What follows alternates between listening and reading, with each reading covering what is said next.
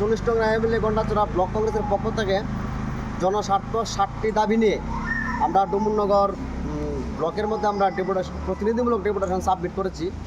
আমাদের ডেপুটেশনের দাবিগুলি হলো, ডুমুরনগর block office 2 বছর হয়েছে নির্মাণ হওয়া সত্ত্বেও 3 থেকে 4 বার রিপেয়ারিং করা হয়েছে।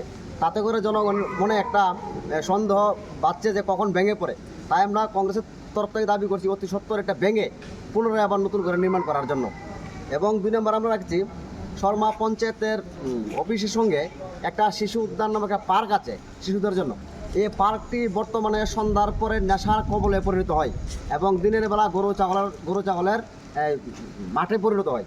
এটি পুনরায় অতি সত্বর ব্যবহারের যোগ্য করে তুলতে হবে এবং 2 থেকে 3 বার প্রত্যেকটা পাড়ার মধ্যে জিও ট্যাগিং করার পরেও সরকার ঘরের ব্যবস্থা কিন্তু ঘরের টাকা ঘরের মানুষকে দিচ্ছে না এখনও।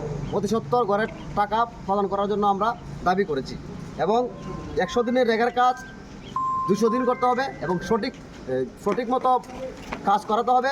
হাজিরা 400 টাকা করতে হবে। 30 কাঠ সহ গন্ডাচড়ার বিভিন্ন প্রান্তে এখনও সিসি রুট হয়নি। এই সিসি রুট নিয়ে আমরা একটা দুর্নীতির হদিশ পাচ্ছি। আমরা চাচ্ছি অতি সত্বর প্রত্যেকটা পাড়ায় গন্ডাচড়া সিসি রুটগুলো যাতে করানো হয় এবং গন্ডাচড়া বাজারে একটি সুষ্ঠু পানীয় জলের ট্যাঙ্ক 3000 লিটারের এবং একটা সুলভ শৌচালয় বসাতে হবে।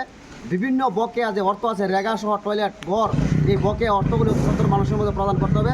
নতুবা আগামী দিন আমরা কংগ্রেস দল আরও তীব্র আন্দোলন যেতে বাধ্য হব। আমাদের দাবিগুলি ডিডিও সাহেব যুক্তিসঙ্গত স্বীকার করেছেন এবং উনি ওনার ঊর্ধ্বতন কর্তৃপক্ষের নিকট প্রেরণ করবেন বলে আমাদেরকে আশ্বস্ত করেছেন। যদি আমাদের দাবি পূরণ না হয় আগামী দিন রায়মাবিলি মানুষের সাথে আমরা বৃহত্তর আন্দোলন যেতে বাধ্য হব।